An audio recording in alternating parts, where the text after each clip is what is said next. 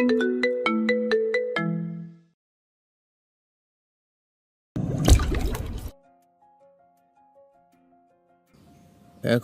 ফসলি জমির যা দাম, তাতে সব বিক্রি করলে ৬-৭ লাখ টাকা আসবে হয়তো। দেখা গেল তারা জমি জমা কেনার দিকে তেমন মনোযোগ দেননি। অঢেল টাকাও জমা নেই। বিভিন্ন দাতব্য সংস্থায় ডোনেশন দিয়ে কিংবা অনেক দরিদ্র লোককে সাহায্য করেছেন বিভিন্ন সময়। নিজেদের ভালোভাবে বাঁচার জন্য যেটুকু প্রয়োজন সেটুকু মিটিয়ে কিছু অংশ সঞ্চয় করে বাকিটা মানুষের কল্যাণে ব্যয় করেছেন। সেদিন মাহির রাস্তায় হাঁটছিল। এখন বৃদ্ধা এসে মৃদুলার জন্য কাঁদলেন। তোমাগর জন্য অনেক দোয়া। ভালো মানুষের জন্য আল্লাহ আছে, আমাগর সকলের দোয়ার সাথে আছে, ভালো হব। ক্ষমতালোভী স্বার্থান্বেষী লোকদের হিংস্রতার শিকার হয়েছে, তবে এমন কতগুলো নিরীহ মানুষের নিঃস্বার্থ ভালোবাসা প্রার্থনাও তো তারা পাচ্ছে, যারা হিংস্রতা বোঝে না, ক্ষমতা বোঝে না, কেবল বুক ভরে দোয়া করতে জানে। সাইমন সৌমিকে গিয়ে বলল, সৌমি, আমাদের যেটুকু সঞ্চয় সবটুকু নিয়ে মৃদু চিকিৎসা করাতে চাই। আমি জানি আমাদের সন্তান আসছে, তাই কথাগুলো তোকে জানালাম। সৌমি খানিকটা আহত হলো।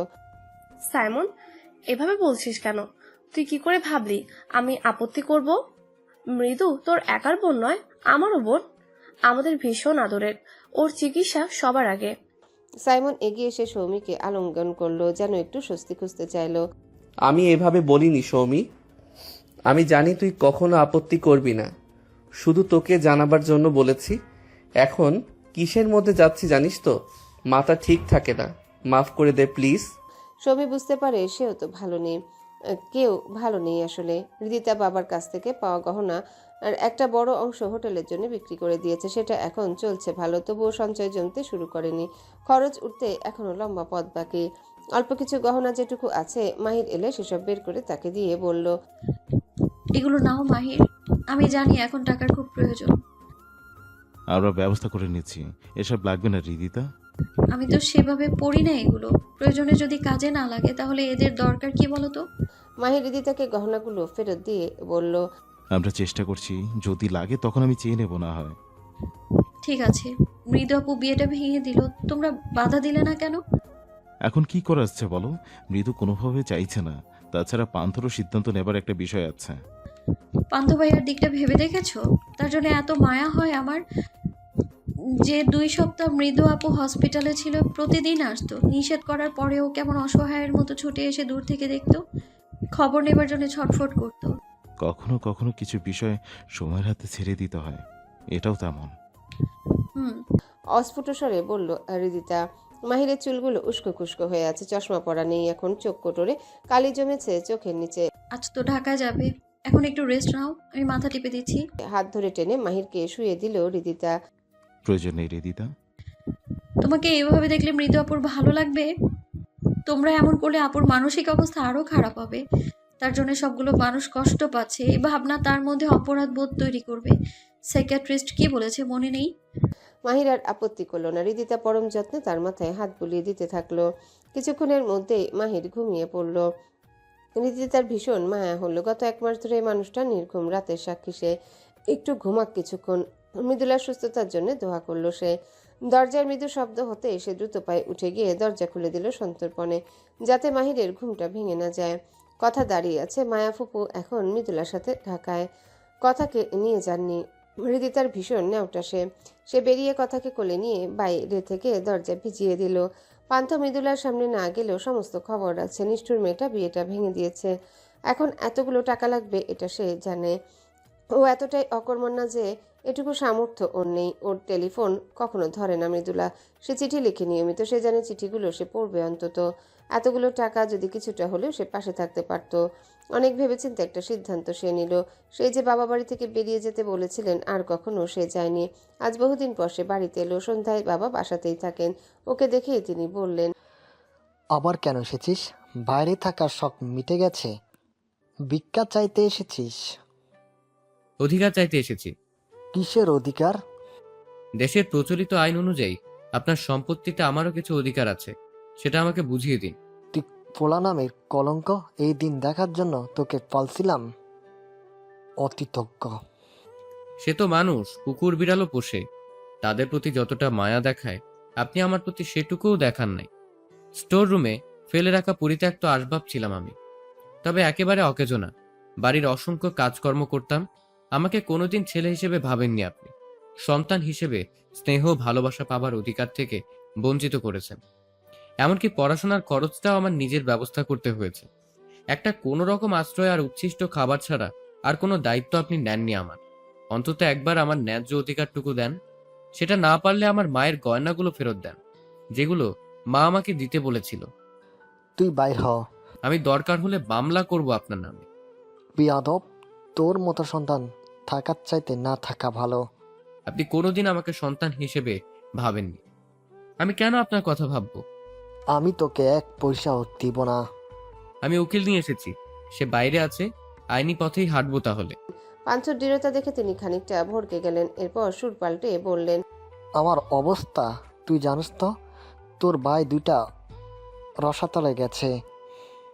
একটাকে সেদিন নেশা দ্রব্য সাপ্লাই করার দায়ে পুলিশে ধরছিল। পুলিশের থেকে ছাড়াই আনলাম। আমার দিক দেখবি না? পান্থ নতুন করে প্রত্যাশা রাখে না। সে বহুদিন থেকে মেনে নিয়েছে ওর কোনো পরিবার নেই, তবুও কেন যে চিনচিনে ব্যথা হলো বুকে। একজন রসাতলে গিয়েও পাবার স্নেহধন্য। সে সারা জীবন একটু স্নেহের জন্য ছটফট করেছে, ভালো ছেলে হবার চেষ্টা করে গেছে, সমস্ত অত্যাচার মুখ বুজে সয়ে গেছে, তবু এই মানুষটার কাছে সামান্য স্নেহ ছায়া পায়নি। তাছাড়া উকিল যে নিয়ে আসছস, মামলা চালাতে পারবি? টাকা কই পাবি? তিক্ত হাসি ফুটলো পান্থর মুখে। বৃথাই গলছিল ভেতরটা অপাত্রে। যেটুকু অনুশোচনা বোধ ছিল এই পদক্ষেপ নিয়ে সেটা মিলিয়ে গেল।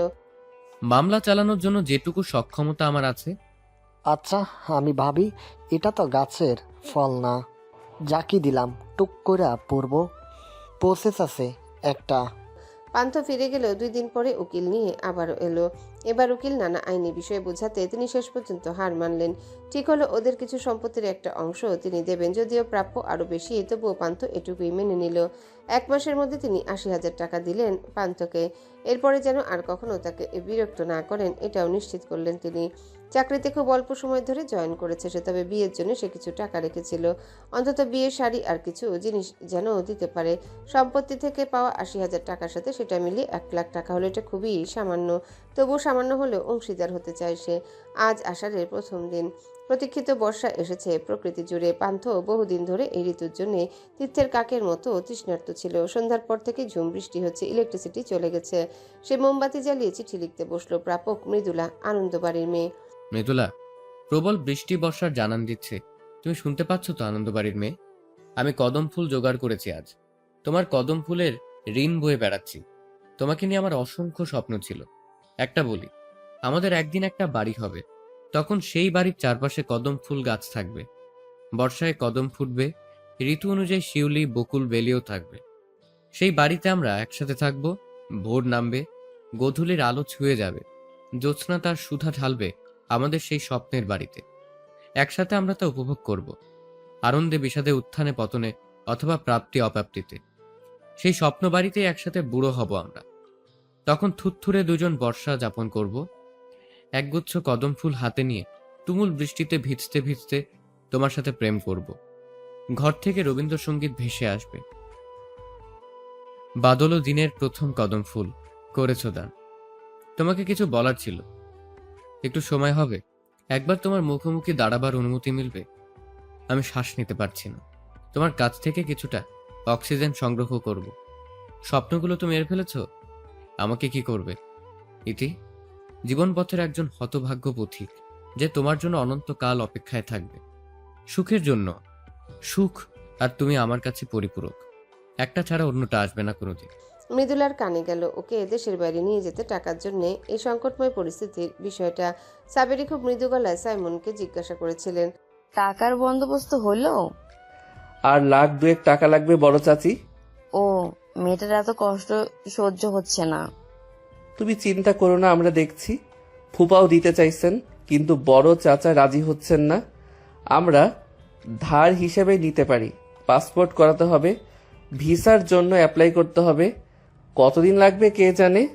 এর মধ্যে মৃদুলা বেরিয়ে এসে বলল, বাইরে চিকিৎসার দরকার নেই আমার। দুজনেই চমকে পেছনে তাকালেন। সাবেরি প্রায় আর্তনাদের স্বরে বললেন, মৃদু, মা এসব বন্ধ করো প্লিজ। সবাইকে নিঃস্ব করে নিজের চিকিৎসা আমি করাতে পারবো না, এর চাইতে মরে যাওয়া ভালো। সাবেরি উঠে এসে মৃদুলার হাত ধরে বললেন। এভাবে বলছিস কেন? সাইমন খানিকটা রেগেই বলল, তুই আমাদের কাউকে নিজের ভাবিস না? টাকার চাইতে তোর সুস্থতা বড় আমাদের সবার কাছে। প্লিজ তোমরা বোঝার চেষ্টা করো, দেশে চিকিৎসা চলছে, আমি তাতেই আস্থা রাখছি। তোমরা এসব করলে আমার নিজেকে ভীষণ স্বার্থপর মনে হচ্ছে। আমাকে একটু স্বস্তি দিতে চাইলে এসব বন্ধ করো। গলায় লাগায় সে খুব বেশিক্ষণ কথা বলতে পারে না, কষ্ট হয়, তবুও বেশ জোরালো গলায় কথাগুলো বলল সে। ওর যে কষ্ট হচ্ছে কথা বলতে তাও দৃশ্যমান, উত্তেজনা ওর জন্যে শুভ নয়। সাবেরিওকে শান্ত করতে বললেন, আচ্ছা ঠিক আছে, দেশে যেভাবে চিকিৎসা চলছে তাই চলবে, তুই এভাবে উত্তেজিত হোস না। তিনি মেয়েকে শান্ত করে ফেরত পাঠালেন। সাইমন আক্ষেপের স্বরে বলল, তুমি ওর ছেলে মানুষই কথা মেনে নিলে? তিনি নিজেকে ধাতস্থ করে বললেন, এখন ওর মানসিক অবস্থা ভালো নয়, আপাতত ওর কথা মেনে নেওয়াই ভালো। পরে সাইকিয়াট্রিস্ট আর ওর ডাক্তারের সাথে পরামর্শ করে ব্যবস্থা নেওয়া যাবে। যা খুশি করো তোমরা। বলে সাইমন বেরিয়ে এলো। কিছু ওষুধ শেষ হয়ে যাবে, আজই কিনতে হবে। গেটের কাছে আসতে দেখলো পান্থ দাঁড়িয়ে আছে। এখন আর বিস্মিত হয় না কেউ, একসময় হতো। মৃদুলা অনেকদিন দেখা করে না, তবুও ছেলেটা প্রতিদিন আসে। আকাশে মেঘ করেছে, যে কোনো মুহূর্তে বৃষ্টি নামবে আকাশ ভেঙে, তাতেও বিকার নেই ছেলেটার। কেমন আছো পান্থ? আছি। কেমন যেন উদ্ভ্রান্ত শোনালো গলাটা। আপনি কেমন আছেন ভাইয়া? ভালোই। ভাইয়া একটা রিকোয়েস্ট আছে। বলো তো। পান্থ পকেট থেকে একটা হলুদ খাম বের করে এগিয়ে দিয়ে বলল, এই চিঠিটা একটু মৃদুলাকে দেবেন, আমি উত্তর নিয়ে ফিরতে চাই। উত্তরটা আমাকে এনে দেবেন প্লিজ। সে দিচ্ছি, তুমি ভেতরে আসো, বৃষ্টি নামবে এখনই। মৃদুলা চায় না আমি ভেতরে যাই, আমি এখানেই আছি ভাইয়া। চিঠি পড়ে যদি ওর সম্মতি পাই তবেই ভেতরে যাব। সাইমন একবার আকাশের দিকে তাকালো। কালো মেঘ ঘনীভূত হচ্ছে ক্রমশ। সে ভেতরে গেল। মৃদুলার দরজায় নক করে বলল, মৃদু আসবো? এসো সাইমন ভাইয়া। পান্থ বৃষ্টি মাথায় করে এসেছে, বাইরে দাঁড়িয়ে আছে। এই চিঠিটা তোকে দিতে বলেছে। ওকে চলে যেতে বলো ভাইয়া। মৃদু, যারা তোর সাথে এই জঘন্য অন্যায় করেছে তাদের উদ্দেশ্যই ছিল তোর মনোবল ভেঙে দেয়া। তুই যদি তাদের উদ্দেশ্য বাস্তবায়নে উঠে পড়ে লেগে থাকিস তাহলে আমার কিছু বলার নেই। পান্থ আমাকে উত্তর নিয়ে যেতে বলেছে, বাকিটা তোর বিবেচনা। কথাগুলো বলে মৃদুলাকে একা থাকার সুযোগ দিতে ওর ঘর থেকে বেরিয়ে এলো সাইমন। মৃদুলার সময়, দিন, তারিখ, ঋতু যেন থমকে আছে। চিঠিটা খোলার আগে কিছুক্ষণ বুকের সাথে ঠেকিয়ে অনুভব করার চেষ্টা করলো, এরপর খুললো। গতকাল রাতে লেখা পান্থের চিঠিটা পড়লো। কখন যে দুই চোখে জল গড়াতে শুরু করেছে বুঝতেই পারেনি। স্বপ্নগুলো তো ওরও ছিল, সে তো অপারগ। এই ক্ষত নিয়ে পান্থর জীবনে সে সওয়ার হতে চায় না, কিন্তু যে আকুতি ঝরে পড়ছে তাতে একবার দেখা না করে ফিরিয়ে দিতে মন সায় দিল না। তবে মনে মনে প্রতিজ্ঞা করলো, আজ শেষ দেখা, ভালো মতো বুঝিয়ে ফিরিয়ে দিবে সে। জানালার বাইরে তখন আকাশের কান্না বৃষ্টি হয়ে ঝরতে শুরু করেছে। মৃদুলার মনে হলো সে আকাশ হলে ভালো হতো বোধহয়। বুকে জমে থাকা সবটুকু কালো মেঘ কেমন বৃষ্টির কান্নায় ঝরে যায়। এরপর কোনো কালো আর আকাশের গায়ে লেগে থাকে না, ঝকঝকে পরিষ্কার হয়ে যায়। ও কেন সব কালো এভাবে ঝেড়ে ফেলতে পারে না? সে সাইমনকে বলল, সাইমন ভাইয়া ওকে বলো ভেতরে আসতে, তবে 10 মিনিটের জন্য বলে দিও। সাইমন বাইরে এসে দেখলো কাক ভেজা হয়ে গেছে পান্থ। সে ওকে নিয়ে ভেতরে এলো। সাইমন তোয়ালে এগিয়ে দিয়ে পান্থ বলল, ভাইয়া আমার সময় খুব কম, আগে কথা বলি। সাইমন মৃদুলার ঘর দেখিয়ে দিল। মৃদু কড়া নাড়ার শব্দ হলো। মৃদুলা বুঝতে পেরে বলল, ভেতরে এসো। পান্থ ভেতরে ঢুকলো। আজ প্রায় 1.5 মাস পর সে মৃদুলার মুখোমুখি। সমস্ত কথাটা যেন ষড়যন্ত্রীতে আসতে ব্যর্থ হলো। কেমন আছো পান্থ? পান্থ মৃদু শ্রাক করে বলল, বেঁচে আছি। সব তো শেষ, কেন এসেছো? তোমার কাছে আমার অজস্র ঋণ মৃদুলা, এর মধ্যে একটা ঋণ কেবল শোধ করার ছিল। বর্ষায় একগুচ্ছ কদম ফুল তোমার পাওনা ছিল, তাই শোধ করতে এসেছি। মৃদুলার হৃৎপিণ্ডের কোথায় গিয়ে যেন তীরবিদ্ধ হবার মতো ব্যথা হলো সহসা। কোথায় গিয়ে যে লাগলো। এনেছো? আশ্চর্য, ওর শক্ত থাকার কথা, তবুও গলাটা এমন ভয়ানকভাবে কাঁপছে কেন? হ্যাঁ। পান্থ 2 হাত পেছন থেকে সামনে নিয়ে এসে বলল, এখন এটা তোমার জন্য নিরাপদ কিনা জানি না, আমি এগুলোই বারান্দায় রেখে যাব। তুমি দূর থেকে দেখো যেভাবে আমি তোমাকে দেখি।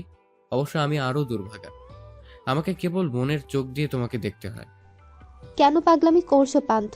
আমি এখন আর তোমার জন্য ঠিক নই। কেন ঠিক নও? আমার গায়ে বিশ্রী একটা ক্ষত বয়ে বেড়াচ্ছি আমি। চাঁদেরও ক্ষত আছে মৃদুলা। আমরা কি চাঁদের সৌন্দর্যে মুগ্ধ হওয়া বন্ধ করে দিয়েছি? এটুকু বলে একটু থেমে পান্থ আবারও বলল, তুমি কেন ভাবছো আমি শুধু তোমার বাহ্যিক রূপের জন্য তোমাকে ভালোবেসেছি? তুমি তোমার পুরোটা নিয়ে আমার শূন্য নিকষ কালো পৃথিবীকে আলোকিত করেছিলে, পূর্ণ করেছিলে। তোমার সাথে যতক্ষণ থাকি আমার মনে হয় আমি সত্যিকারের বেঁচে আছি, বাঁচার মতো বেঁচে আছি।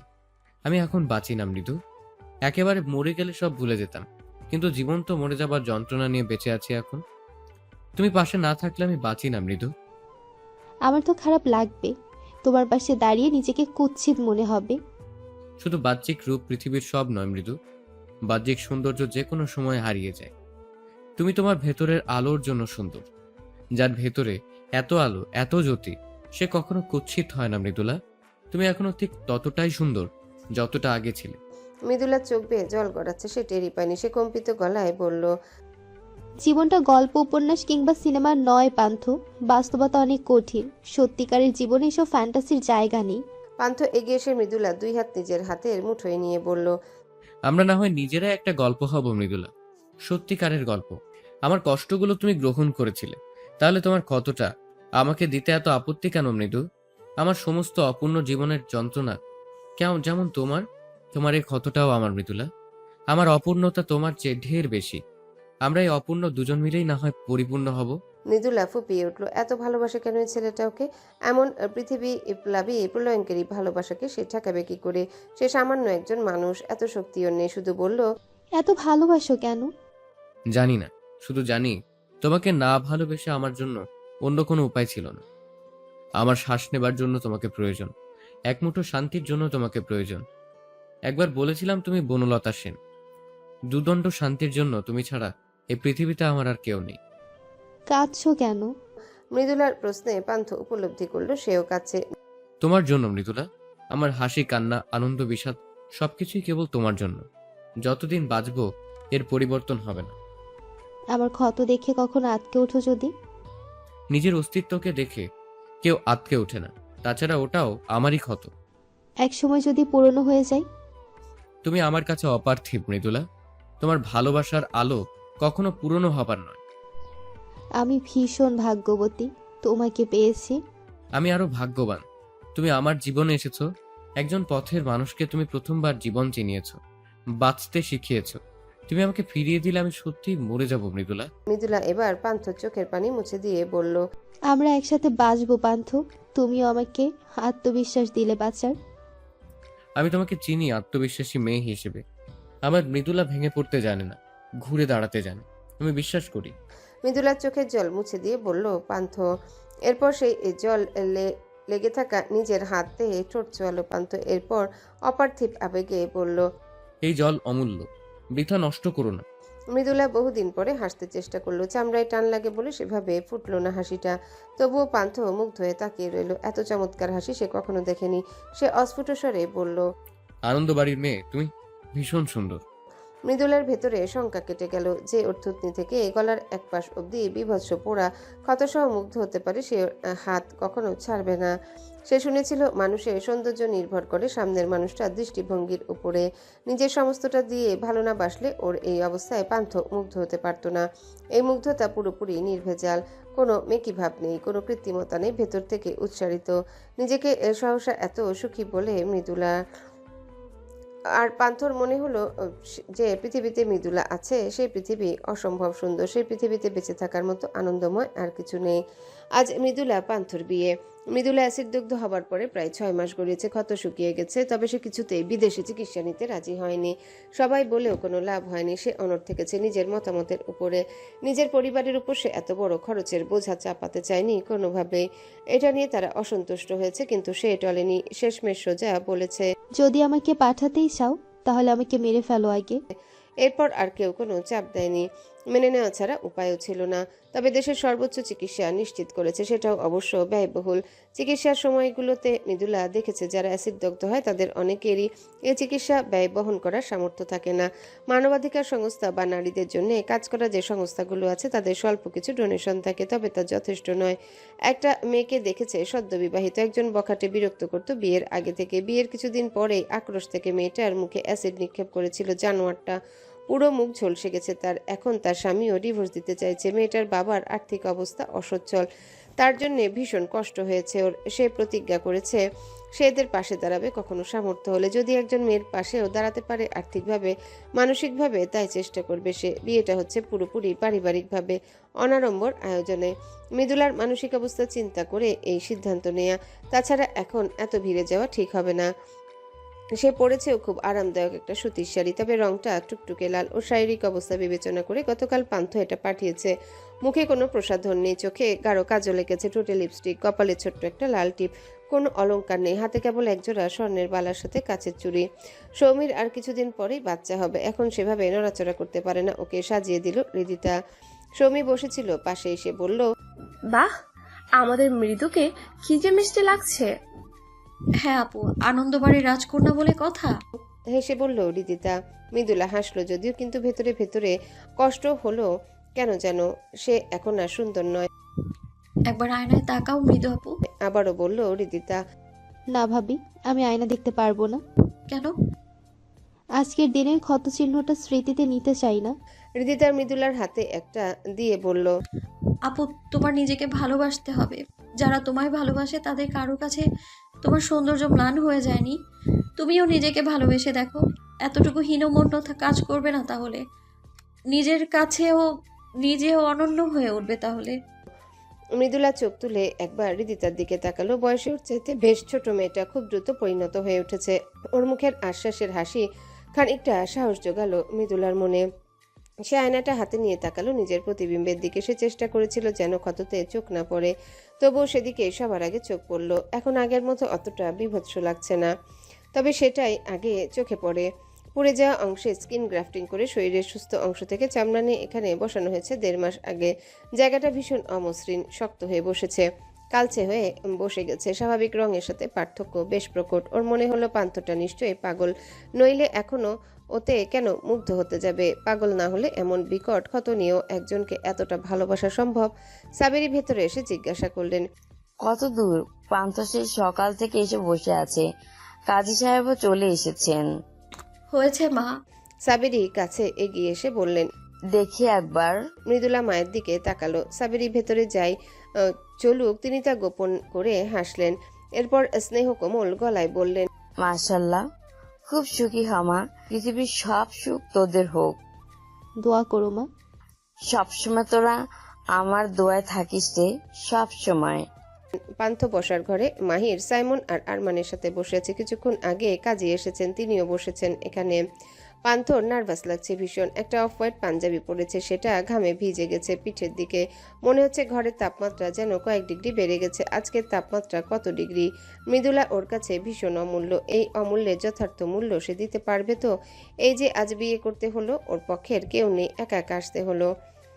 অবশ্য সাইমন গিয়েছিল ওর কাছে গতকাল, গিয়েই বলল, তোমার রুমে জায়গা হবে আমার? সে অপ্রস্তুত হয়ে বলল।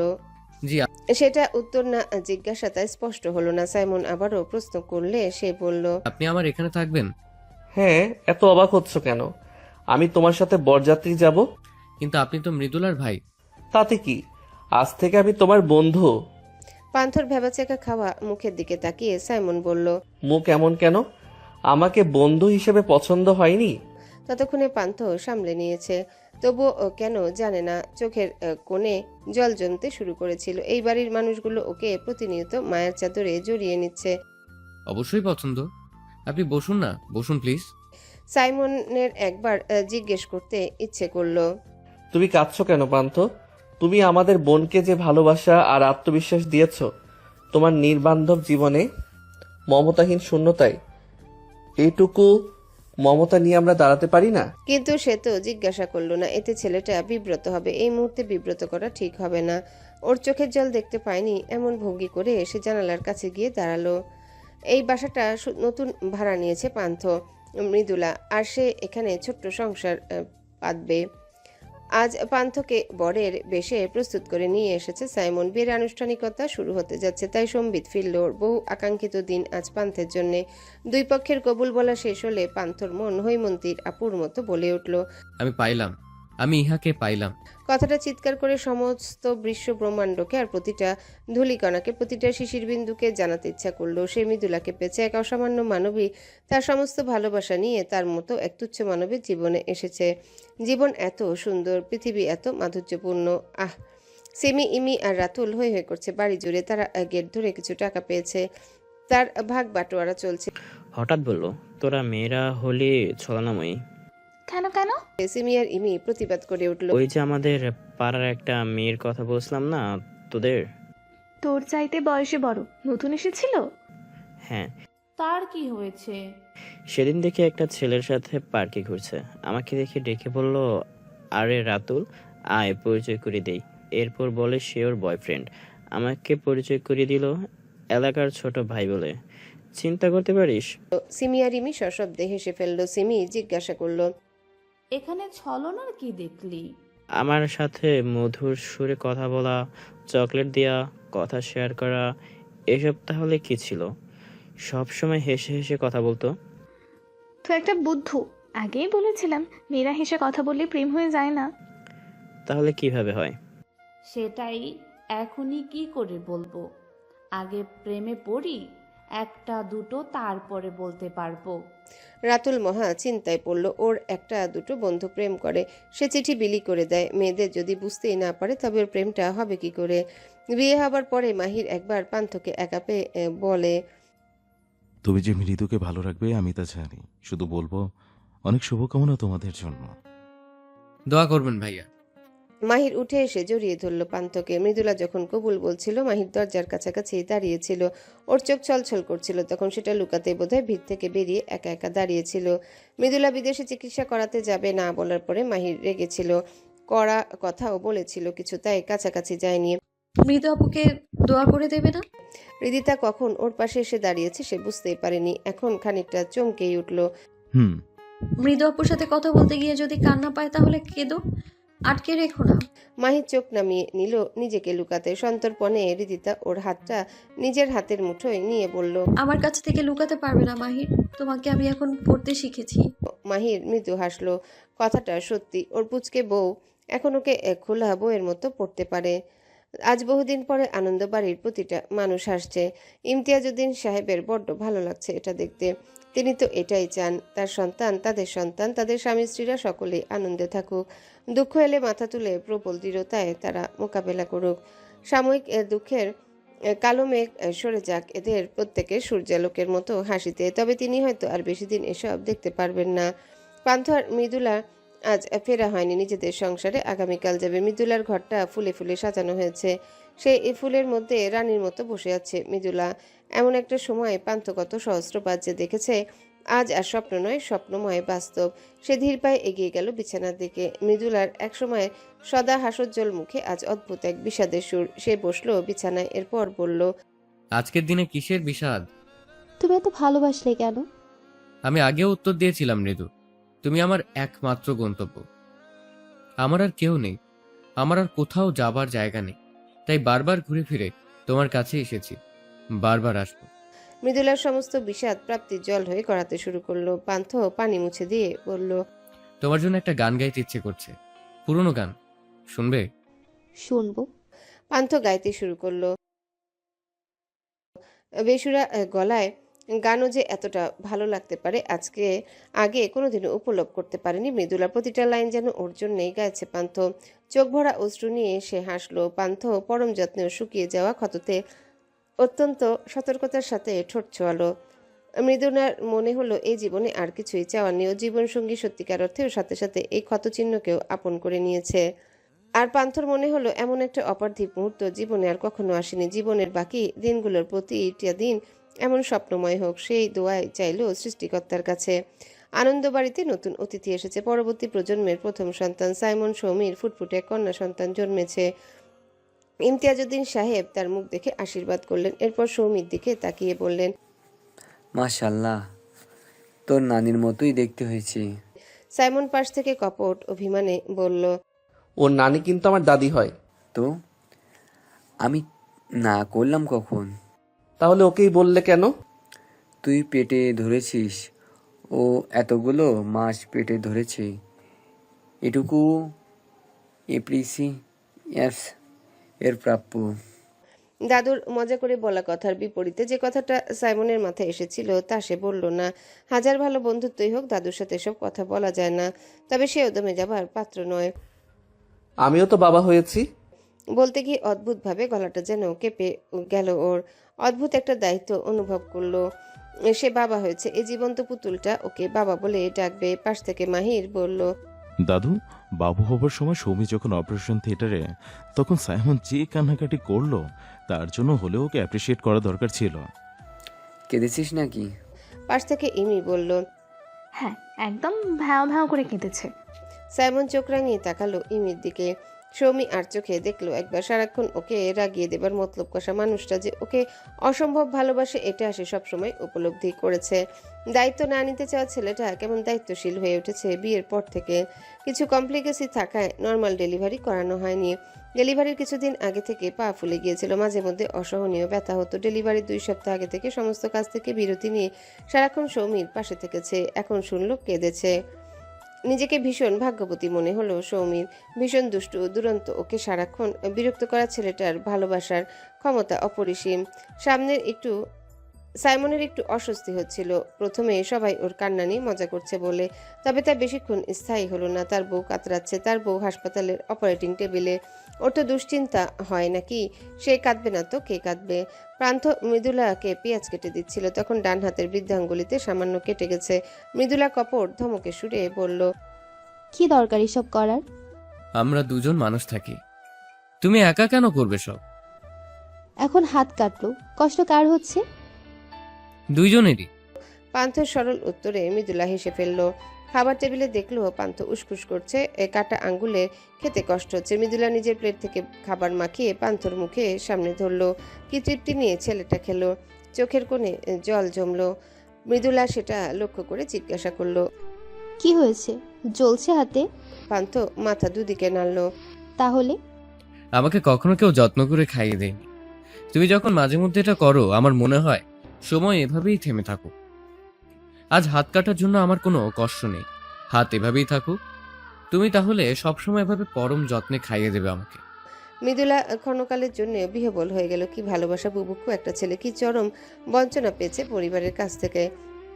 আগের কোনো কিছু তো বদলে দিতে পারবে না, তবে যতদিন সে পান্থর সাথে বাঁচবে ততদিন নিজের সমস্ত ভালোবাসা দিয়ে ছেলের ভালোবাসার ক্ষুধা নিঃশেষ করবে। সমস্ত ব্যথা, যন্ত্রণা, অপ্রাপ্তি শুষে নিয়ে একটা জাদুর বক্সে ভরে রূপকথা সোনার কাঠি, রূপোর কাঠি দিয়ে বাক্সবন্দি করে ছুঁড়ে ফেলবে সহস্র আলোকবর্ষ দূরে, যেন বাক্সবন্দি যন্ত্রণারা আর পান্থের নাগাল না পায়। হাত কাটার প্রয়োজন নেই, আমি প্রতিদিন তোমাকে নিজের হাতে খাইয়ে দেবো পান্থ। এই ধুলোমাখা জঞ্জালে ভরা পৃথিবীতে তুমি আমার একমাত্র সুখ মৃদুলা। এই কথাটা পান্থ প্রায় বলে, তবুও প্রত্যেকবার অদ্ভুত সুন্দর একটা অনুভূতি হয়। কথাটা কখনোই পুরনো মনে হয় না। সে সারা জীবন এই কথাটা শুনলেও কখনো ক্লান্ত হবে না। পান্থ যখন পরম ভালোবাসায় ওর পোড়া দাগে ঠোঁট ছোঁয়ায়, ওর মনে হয় এত সুখ কেউ পায় এই পৃথিবীতে। তুমি পৃথিবীর সবচাইতে ভালো হাজবেন্ড পান্থ। কারণ আমি তোমার হাজবেন্ড মৃদু, যেই পৃথিবীর সবচাইতে ভালো মেয়ে। পান্থ ঠিকই বলেছিল, পরস্পরের অপূর্ণতাগুলো ওদের এই বন্ধনের মাধ্যমে পূর্ণতা পেয়েছে। রিদিতা পড়তে বসেছিল, তখন মাহির ভেতরে এলো। হাতে দুটো চায়ের কাপ ওর টেবিলে একটা রেখে পাশের চেয়ারে বসলো। রাত 1:30 বাজে। বললাম এখন কমিয়ে পড়ো, শুনলে না? এভাবে এত প্রেশার নিলে অসুস্থ হয়ে যাবে রিদিতা। রিদিতা চায়ের কাপে চুমুক দিয়ে বলল, এমন কেয়ারিং হাজবেন্ড থাকলে কে অসুস্থ হয়, যে মাঝরাতে স্ত্রীর জন্য চা বানায়? মাহির চমৎকার করে হাসলো। সবসময় যেভাবে হাসে সেভাবে নয়। রিদিতা বারবার যে সম্মুখ হাসিতে বোধ হয় তেমনই হাসি। আমার পরীক্ষা বলে জেগে আছি, পড়ছি, তুমি এত রাতে জেগে আছো কেন? এভাবে হেসে আমার মাথা খারাপ করছো কেন তুমি?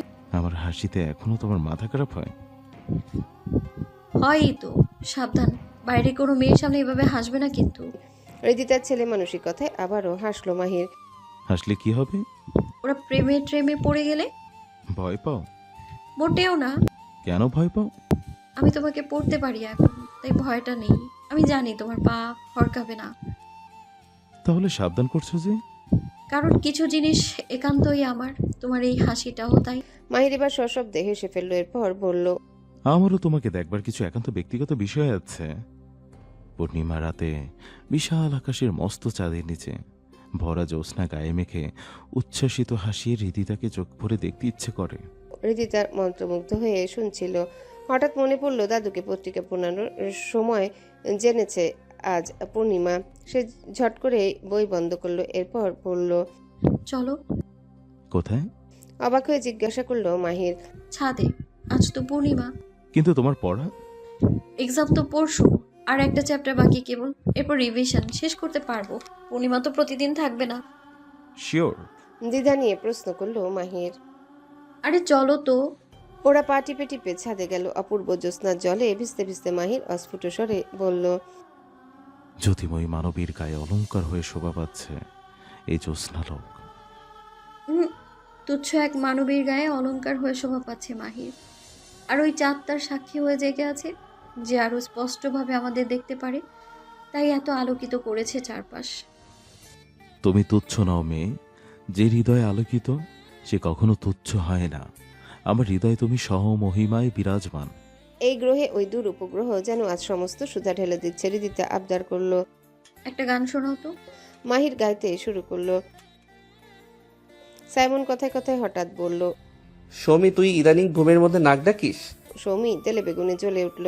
তুই একটা মিথ্যুক, নিজের নাক ডাকা আমার উপরে চাপাতে চাইছিস। আমি আর নাক ডাকা? শোন, তোকে সত্যি কথা বললাম বলে তুই একটা মিথ্যা বলে জিততে চাইবি তা তো হবে না। আমি মিথ্যাবাদী? তুই নাক ডাকিস, তাও এখন না, অনেক আগে থেকে। সবাইকে জিজ্ঞেস করে দেখিস। আমার নিজের উপরে কনফিডেন্স আছে। আমি জানি আমি নাক ডাকি না। সবাইকে জিজ্ঞেস করব কোন দুঃখে। এর মধ্যে ওদের পুচকিটা ঘুমের মধ্যে কেঁদে উঠল। দুজনের ঝগড়া থামিয়ে বাবুকে ঘুম পাড়াতে ব্যস্ত হয়ে গেল। কিছুক্ষণের মধ্যে আবারও ঘুমিয়ে পড়ল। এবার সৌমি পাশের টেবিল থেকে কাগজ কলম নিল, এরপর লিখল, দিলি তো বাবুর ঘুম ভাঙিয়ে। একে তো ঝগড়াটে, আবার মিথ্যুক, এখন ওর ঘুম ভাঙালি। আরেকবার যদি চেঁচামেচি করেছিস। খাতাটা সাইমনের দিকে বাড়িয়ে দিল। সাইমন পড়ে হতভম্ব হয়ে সৌমির দিকে তাকিয়ে রইল কয়েক মুহূর্ত, এরপর ওর হাত থেকে কলম টেনে নিয়ে লিখল, চেঁচামেচি কখন করলাম? ভয়েসের ভলিউম কত মাথায় উঠলে চেঁচামেচি বলে তোর এইটুকু ধারণা নেই? আবার স্কুলে গিয়ে ভর্তি হ। তাছাড়া আমি একা একা ঝগড়া করেছি? একা ঝগড়া করা যায়? প্রতিপক্ষ লাগে না? তুই যে উচ্চাঙ্গ সঙ্গীতের তালে তালে ভ্যা ভ্যা করছিলি তার বেলা। এরপর কাগজটা সৌমির দিকে বাড়িয়ে দিল। তোর তো স্কুলেও ভর্তি হবার জ্ঞান হয়নি। এক কাজ কর, আমাদের বাবুটা যখন স্কুলে যাবে তখন তুই ওর সাথে ভর্তি হবি। ভালো কথা, নাম সিলেক্ট করেছিস?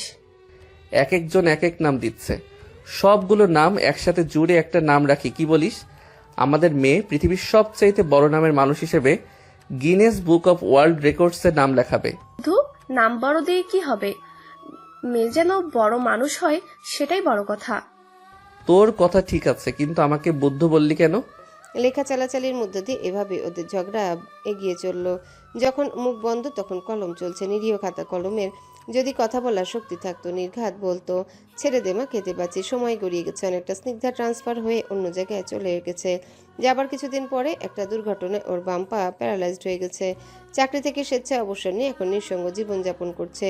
এই তুমুল একাকিত্বের মধ্যে পেছনে ফিরে তাকালে নিজের কৃতকর্মের কথাগুলো বারবার মনে পড়ে। বরং অহংকার ছিল যে তার অঙ্গুলি হেলনে যে কোনো পুরুষের ধ্যান ভাঙতে পারে। এই ভেবে এর প্রমাণ সে বহুবার পেয়েছেও। সে বেপরোয়া জীবনযাপনে অভ্যস্ত হয়ে গেছিল। ভেবেছিল ওর খুব ভালো আছে।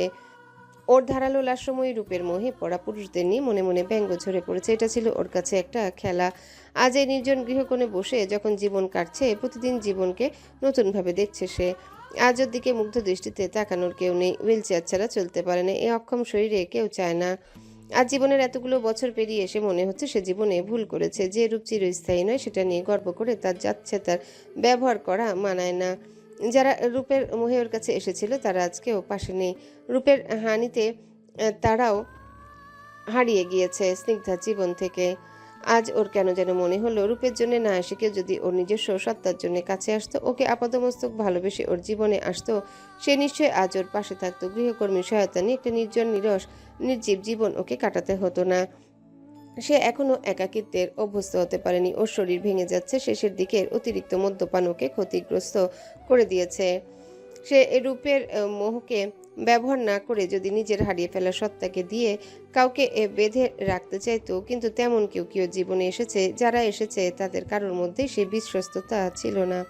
একবার ঘর বেঁধেছিল অনেক স্বপ্ন নিয়ে, সেখানে কি পেয়েছিল? একগাদা অবিশ্বাস, প্রতারণা ছাড়া। তখনই তো সে নিজেকে হারিয়ে ফেলেছিল, নিজেকে এমনভাবে তৈরি করেছিল যাতে কেউ ওর বিশ্বাস ভাঙতে না পারে। কাদামাটির মতো স্নিগ্ধা তখন নিজের ভোল বদলে ফেলেছিল, ভাঙনের খেলায় মেতেছিল। কেউ তো ওর কাছে ওর জন্যে আসেনি, কি একটা অভিশাপের ফল সেই লোকদের, স্ত্রী সন্তানদের। কিন্তু ওই সমস্ত পুরুষরা স্ত্রীদের বিশ্বাস রাখতে পারেনি, অবিশ্বস্ত ছিল সম্পর্কে। তাহলে কিসের অভিশাপে ওর সাথে এমন? সবাই তো এসেছিল ওর রূপের মোহে। হঠাৎ কুয়াশা সরিয়ে একজনের মুখে স্পষ্ট হয়ে উঠল, না ভুল, একজন এসেছিল ওর জীবনে, যে ওকে বলেছিল সে স্নিগ্ধাকে ভালোবাসে। সেই বলায় কোনো কপটতা ছিল না, হৃদয় থেকে উচ্চারিত কথা ছিল। সে কবেকার কিশোরী স্নিগ্ধা, আর কৈশোরে পার করা ছেলেটা, অপরিণত বয়সের অপরিণত প্রেম। স্নিগ্ধার যখন বিশ্ববিদ্যালয়ে চান্স হলো, শহরে পড়তে চলে গেল, ছেলেটা রয়ে গেল গ্রামে। সেই পরিণত বয়সের প্রেমের মোহ দ্রুত কাটতে লাগলো স্নিগ্ধার। একসময় সে ভেঙে দিল সম্পর্কটা। ছেলেটা ভীষণ কেঁদেছিল, ওর পায়ে পর্যন্ত পড়েছিল, কিন্তু তখন তা টলাতে পারেনি ওকে। একসময় সে ভুলেই গেছে, আজ নামটা মনে পড়লো, মইনুল। সে যদি ওই সম্পর্কে থেকে যেত, যদি ওর বাজে লোকটার সাথে বিয়ে না হতো, তবে কি আজ সবকিছু অন্যরকম হতো? কিন্তু একটা গ্রাম্যবধূ সে হতে চায়নি। নিজের জীবনের অপচয় করতে না চাওয়াটা কি ভুল? নিজেই উত্তর পেয়ে গেল, ভুল নয়। তবে ওর উচিত ছিল না ওই ছেলেকে স্বপ্ন দেখাবার, যা সে ভেঙে দেবে। সঠিক প্রেমে বড্ড ভুল সময় এসেছিল ওর জীবনে। আচ্ছা, মইনুল যদিও জীবনে থাকতো, তবে শেষ পর্যন্ত থেকে যেত ওর এমন বিপর্যস্ত সময়ে। কিন্তু ওর বিয়ের কিছুদিন পরে স্নিগ্ধা শুনেছিল মইনুল আত্মহত্যা করেছে। তখন কিছুটা খারাপ লেগেছিল, কিন্তু খুব বেশি রেখাপাত করেনি। মনে হয়েছিল ওরকম দুর্বল চিত্তের একজন মানুষের সাথে সম্পর্ক শেষ করে সে বেঁচে গেছে। এরপর কত চড়াই উতরাই সে ভুলে গিয়েছিল জীবনের ফেলে আসা পথের কথা। পথের ধুলোর মতো ভুলে গিয়েছিল ফেলে আসা মানুষের কথা। আজ বহু বছর পর মইনুলের সরল মুখটা মনে পড়ছে কেন? এই একটা মানুষকে ফেলে আসার জন্য কেবল অনুশোচনা হচ্ছে। যে সমস্ত পুরুষরা ওর জন্যে ঘর ভেঙেছে, তাদের জন্য অনুশোচনা হলো না। ওর মনে হলো তাদের স্ত্রী সন্তানদের বরং সে বাঁচিয়ে দিয়েছে প্রবঞ্চকের হাত থেকে। এই নিঃসীম একাকিত্ব ছিল ওর নিয়তি। অথচ একসময় ওর মনে হতো ওর নিয়তিকে সে নিজে বদলে দিতে পারে। হায় রে তুচ্ছ মানুষ, নিজের উপহাস করলো স্নিগ্ধা। একটা দীর্ঘশ্বাস বেরিয়ে এলো বুক থেকে, যা এখন ওর নিত্যকার সঙ্গী। 3.5 বছরে মায়া হৃদিতা রেস্টুরেন্টে দারুণভাবে দাঁড়িয়ে আছে। ছোট পরিসরে শুরু করা রেস্টুরেন্টটা এখন বেশ বড় জায়গা বাড়িয়েছে, কর্মচারী বেড়েছে। এই এলাকার অল্প হলেও কিছু মানুষের, বিশেষ করে মহিলাদের কর্মসংস্থান হয়েছে এতে। গত পরশু মায়ের কাছে এই জেলার নারীদের উন্নয়ন নিয়ে কাজ করা একটা এনজিও থেকে প্রস্তাব এসেছে। এই প্রজেক্টের ম্যানেজার লীনা রায়হান এসেছিল, মায়াকে বলেছে, আপনি এখন এই এলাকার একজন সফল নারী উদ্যোক্তা। আমরা আপনার জীবনের স্ট্রাগল সম্পর্কেও জেনেছি। আমাদের একটা সেমিনার হবে, সেখানে কিছু ভাগ্য বিড়ম্বিত নারীরাও থাকবে। আমরা আপনার মতো কয়েকজন সফল নারীকে আমন্ত্রণ জানিয়েছি। আপনাদের সফলতার পেছনে গল্প শুনে ভাগ্য বিড়ম্বিত নারীরা যেন অনুপ্রেরণা পায়। আপনি আসবেন কিন্তু? মায়া প্রথমে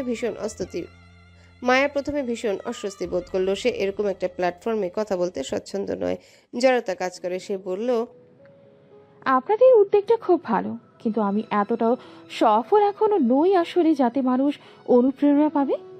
এই সময়ে দাঁড়িয়ে এমন একটা মফস্বল শহরে আপনি যা করেছেন, সেটা একটা বড় সফলতাই। একজন কেউ যদি আপনার কথা, আপনার লড়াইয়ের সাহস যোগায়, ইন্সপায়ার করে, সেটা আপনি চাইবেন না?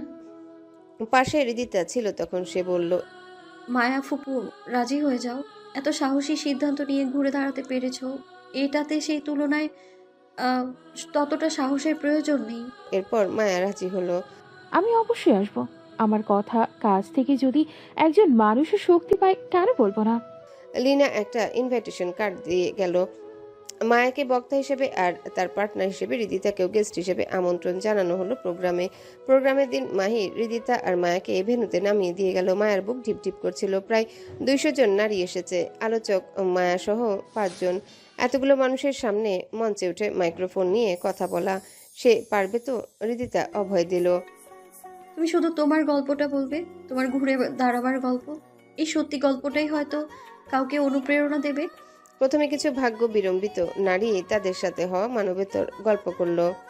কেউ মাতাল স্বামীর নির্যাতন সহ্য করেও সংসারে করে যাবার গল্প করলো, কারণ তার বাবার পরিবারের আর্থিক সঙ্গতি নেই, আবারও সেই বোঝা হতেই হবে, সেজন্য মারধর সহ্য করে পড়ে আছে। কেউ শোনালো তার স্বামী অন্য সম্পর্কে জড়িয়েছে জেনেও তারা সমাজের ভয়ে সংসার টেনে নিয়ে যাচ্ছে, ঘরে প্রতিদিন অশান্তি হচ্ছে। শেষ পর্যন্ত সহ্য করতে না পেরে সিদ্ধান্তহীনতায় ভুগছে, কিন্তু ধৈর্যের বাঁধ ভেঙে যাওয়ায় নিরুপায় হয়ে বাবার বাড়িতে ফিরে এসেছে, সেখানেও ভাইদের সংসারে অশান্তি হচ্ছে। এরপর শুরু হলো যারা সমাজের প্রতিবন্ধকতা ভেঙে সফল হয়েছে তাদের গল্প করার পালা। দুইজনের পরেই মায়ার পালা এলো। প্রথমে নার্ভাস লাগলেও যখন কথা বলতে শুরু করলো তখন কি করে যেন একটু শক্তি পেল ভেতরে। সে নিজের পাওয়া প্রতারণার গল্প বলল, ঘুরে দাঁড়াবার গল্প বলল, এরপর নিজের কিছু উপলব্ধির কথা বলতে শুরু। প্রথমত আমরা মানুষ, আমাদের প্রত্যেকের মধ্যেই কিছু না কিছু সক্ষমতা আছে। সেই সক্ষমতার জায়গাটা খুঁজে বের করতে হবে। আমার মতো এখানে অনেকেই একটা সংসারের স্বপ্নে বিভোর হয়ে সেই সক্ষমতাকে হারিয়ে ফেলেন। দিন শেষে যখন দেখেন আসলে মরীচিকার পেছনে ছুটেছেন, তখন আসলে অনেক দেরি হয়ে যায়। আমি বলবো প্রত্যেক নারীর উচিত নিজের সক্ষমতাকে কাজে লাগানো। কেউ হয়তো হাতের কাজ জানেন, কেউ সেলাই করতে পারেন, কেউ রান্না, কেউ অসম্ভব মেধাবী পড়াশোনায়। এর অপচয় করবেন না। যিনি নির্যাতিত হয়েও সংসার করছেন, তিনি যদি স্বাবলম্বী হতেন তিনি নিশ্চয়ই এই অসম্মান সহ্য করতেন না। এখানে অনেকেই সমাজের কথা বলতে পারেন। দেখুন, সমাজে বিভিন্ন ধরনের মানুষ আছে, ভালো মন্দ সব ধরনের। সহানুভূতিশীল মানুষের পাশাপাশি পরচর্চাকারী মানুষও আছে। কিছু মানুষ আপনি যাই করেন তাতেই আপনার বিরোধিতা করবে। কিছু মানুষের এত সময় নেই অন্যের জীবনে নাক গলানো। আপনি যদি নিজের কাছে পরিষ্কার থাকেন, আপনার প্রায়োরিটি কি, আপনি অসম্মান বা আত্মসম্মান কোনোটা কি প্রায়োরিটি দেবেন, সেটা একান্তই আপনার সিদ্ধান্ত। আপনি যদি জানেন আপনি ভুল করছেন না, তাহলে কে কি বললো সেটা ভাবার কোনো প্রয়োজন আছে? আপনার কাছে সমাজে কিছু মানুষের কটুবাক্য বেশি গুরুত্বপূর্ণ নাকি আপনার সন্তানের জীবন, মানসিক বিকাশ? একটা অসুস্থ পরিবেশে নিজের মাকে অসম্মানিত হতে দেখে বড় হতে দেবেন, নাকি তাকে একটা সুস্থ পরিবেশ দেবেন যেখানে তার মানসিক বিকাশ বাধাগ্রস্ত না হয়? নিজের অপচয় করবেন না। নিজের সৎভাবে আর্থিক সক্ষমতা অর্জন করার চেষ্টা করুন, ছোট্ট করে হলেও। করলো একটু থেমে আবারও বলতে শুরু করলো মায়া। এসব ক্ষেত্রে মানসিকভাবে ভেঙে পড়াটা স্বাভাবিক। এটা আমার এখানে বলা ঠিক হবে কিনা জানি না, তবুও বলছি। আমার একটা মেয়ে আছে, আমি ওকে যে কথা আরেকটু বড় হলে বলতে চাই তা এখানে বলি। নিজের মনকে শক্ত করুন, নিজেকে এমনভাবে প্রস্তুত করুন যাতে কেউ আপনাকে ভাঙতে না পারে। হয়তো সাময়িক সময়ের জন্য দুঃখ পাবেন, কিছুক্ষণ মন খুলে কাঁদুন। এরপর পুরনো আবর্জনা যেভাবে ছুঁড়ে ফেলে সেভাবেই তাদেরকে ছুঁড়ে ফেলুন নিজের জীবন থেকে, এমনভাবে যেন তাদের অস্তিত্বই আপনার জীবনে কখনোই ছিল না। আমরা প্রত্যেকেই মানুষ, কাঠের পুতুল নই। হাত আছে, পা আছে, অনুভূতি আছে, মগজ আছে, পরিশ্রম করার সক্ষমতা আছে। অসম্মান সহ্য করেও কারো উপর নির্ভর কেন করবেন? নিজেই নিজের নির্ভরতা হয়ে উঠুন। আমি খুব সাধারণ একজন মেয়ে, একসময় ভীষণ আবেগী ছিলাম। আমি যদি পারি, আমার বিশ্বাস আপনারা আরো বেশি করে পারবেন। স্টেজ থেকে যখন নেমে এলো কিছু মহিলা ওর সাথে ব্যক্তিগতভাবে কথা বলতে এলো। ও সাহসী পদক্ষেপের প্রশংসা করলো অনেকে। কেউ কেউ জানালো এই সাহস তাদের মাঝেও সঞ্চারিত হয়েছে। ফেরার পথে হৃদিতা বলল, মায়া ফুপু, তুমি শুধু শুধু টেনশন করছিলে। এই যে কিছু মেয়ের অনুপ্রেরণা হতে পারলে এখানে না এলে হতো। মায়া উত্তরে কেবল মাথা নাড়ল। কথার মুখটা মনে পড়ল। তার মেয়ে সুন্দরভাবে বেড়ে উঠুক, এটাই ওর চাওয়া। সেমিনারে কিছুদিন পরে একদিন তাহির এলো রেস্টুরেন্টের সামনে। গত সপ্তাহে জেল থেকে ছাড়া পেয়েছে সে। হৃদিতা আর মায়া বেরিয়ে হাঁটছিল, তখন সে ওদের পাশে এসে দাঁড়ালো। কেমন আছো মায়া? ভালো আছি। তুমি এখানে কেন এসেছো? মায়া, আমার প্রভাবিত হওয়া উচিত হয়নি, অনুশোচনা হয়, তাই সরি বলতে এসেছিলাম। তোমার সরি বলা না বলায় কিছুই আসে যায় না তাহির। আরেকটা কথা, এখনো নিজের ভুলটা অ্যাকসেপ্ট করতে শেখোনি। অন্যের উপরে দায় চাপিয়ে নিজেকে হালকা করতে চাইছো, এটা খুবই হাস্যকর। আমি আগেও বলেছি আমার সামনে আর এসো না। তুমি আমার কেউ নয়, রাস্তার অপরিচিত কোনো পথচারী যেমন তুমিও তাই। একবার কথাকে দেখতে চাই। আমি মাহি বা সাইমনকে বলবো দেখা করাতে, যদি কথা রাজি হয়। রাজি হবে না কেন? ওরা যে বাবাকে সে 3 বছর দেখেনি, তাকে এখনো মেনে রেখেছে কিনা সেটা আমি জানি না। তাও নারী নির্যাতনের দায় যে জেরে ছিল।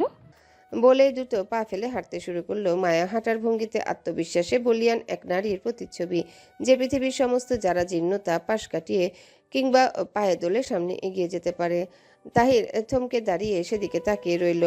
এখনকার মায়া ওর চাইতে যোজন যোজন এগিয়ে, যাকে এসে চাইলেও স্পর্শ করতে পারবে না। মর্তের মানুষ যেমন সূর্যের কাছাকাছি যেতে পারে না, তেমনই দূরত্ব। আফসোস হলো ভীষণ।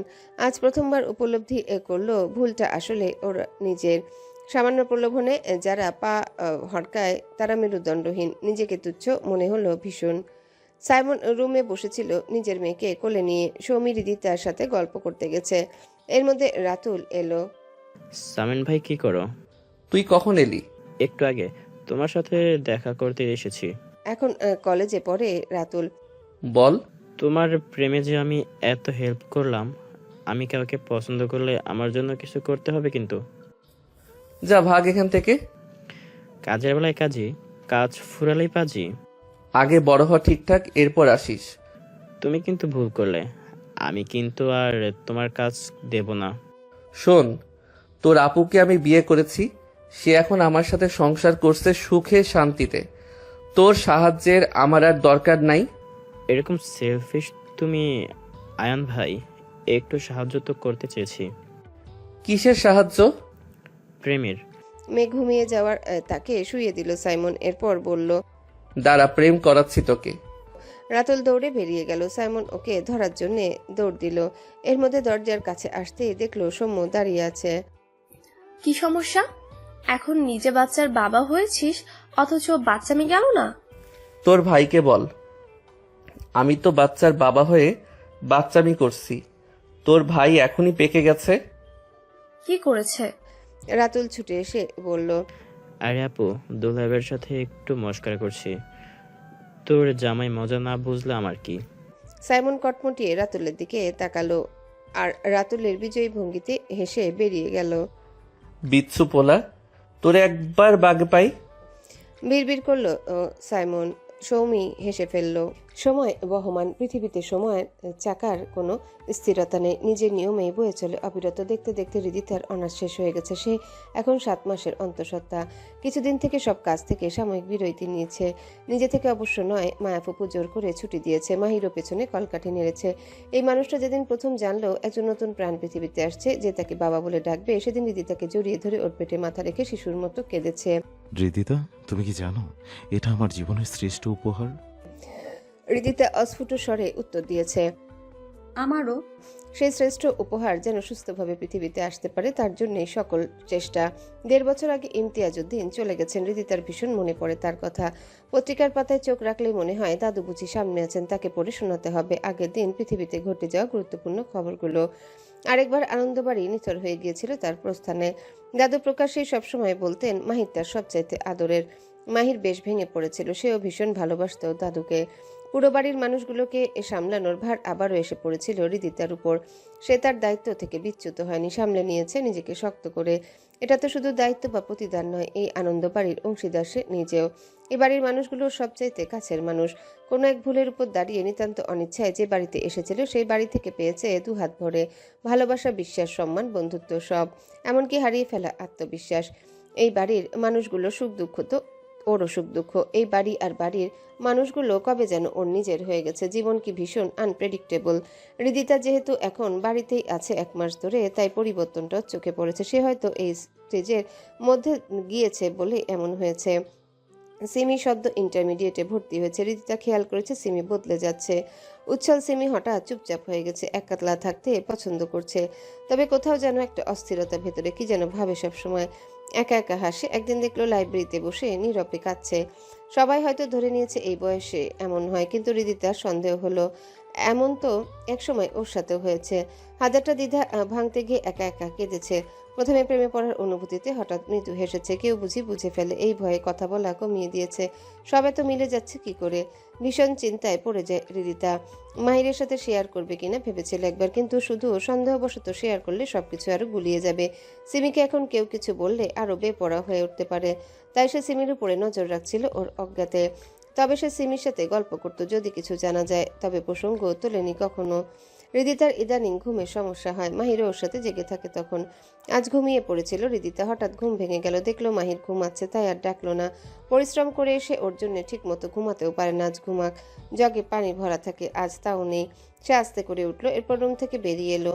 বসার ঘরের লাইট তো সবসময় জ্বালানো থাকে, আজ বন্ধ কেন? ওদের ঘরের সামনে সুইচ, সে লাইটের সুইচ অন করলো। এরপর ওর চোখ গেল বাইরের দরজার কাছে দাঁড়ানো সিমির দিকে। লাইট জ্বলতে সিমি চমকে উঠল, ওর হাতের ব্যাগটা নিচে পড়ে গেল। চোখে ভয়ার্ত চাহনি। হৃদিতা দ্রুত পায়ে সিমির কাছে গেল, ওর হাতটা ধরে অভয় দিতে বলল, সিমি চলো কথা বলি। সিমি মাথা নিচু করে ব্যাগটা তুলে হৃদিতার সাথে নিজের ঘরে এলো। ইমি ইন্টারমিডিয়েটে ঢাকায় ভর্তি হয়েছে, এখন সেকেন্ড ইয়ারে। সিমি একাই থাকে এখন। রুমে এসে হৃদিতা বসলো, সিমিকে ইশারায় বসতে বলল। তোমাকে আমার গল্পটা বলি, মন দিয়ে শুনবে সিমি। তোমার যে বয়স, এই বয়সে আমিও প্রেমে পড়েছিলাম। তখন মনে হতো প্রেমের জন্য মরে গেলেও তো সার্থকতা সেটা। সে যা বলতো মনে হতো পৃথিবীতে এমন স্বর্গীয় কিছুই নেই। সে খুশি হবে এমন কিছু করতে এতটুকু কুণ্ঠা হতো না। মনে হতো এত ভালো পৃথিবীতে আর কেউ আমাকে বাসবে না। অন্ধ হয়ে গিয়েছিলাম প্রেমে। তুমি এখন যেভাবে ঘর ছাড়ছিলে, আমিও তার জন্য ঘর ছেড়েছিলাম। তারপর জোর করে বিয়ে দেওয়া হলো মাহিরের সাথে। আমি সেই আগের ঘর থেকে বেরোতে পারছিলাম না, কিন্তু কিছুদিন পর জানলাম আমি ভুল মানুষকে ভালোবেসেছিলাম। শুধু ভুল না, একজন ক্রিমিনাল ছিল সে। যদি আমাকে না থামানো হতো আজ কি ভয়ঙ্কর হতো আমার জীবনটা।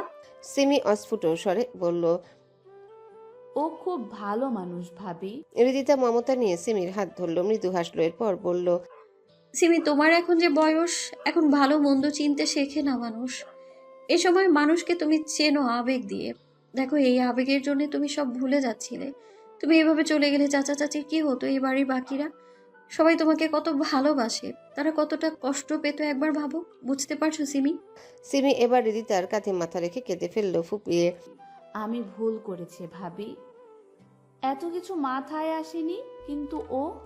হৃদিতা কিছুক্ষণ সময় দিল, সিমিকে কিছু বলল না, শুধু মাথায় অনবরত হাত বুলিয়ে দিল। এখন যার জন্য ঘর ছাড়ছিল তাকে নিয়ে কিছু বললে সিমি বুঝবে না, সে খুব ভালো মতোই জানে, তাই অন্য পথে হাঁটতে হবে। কিছুক্ষণ পরে হৃদিতা বলল, তুমি ভীষণ বুদ্ধিমতী মেয়ে সিমি। আমি জানি তুমি নিজের ভুলটা বুঝতে পেরেছো। দেখো তুমি এমন কোনো সিদ্ধান্ত নিও না যার জন্য পরে পস্তাতে হয়। অনেক ভেবে চিন্তে এগুতে হবে তোমায়। তুমি সময় নাও, আর একটু বড় হও।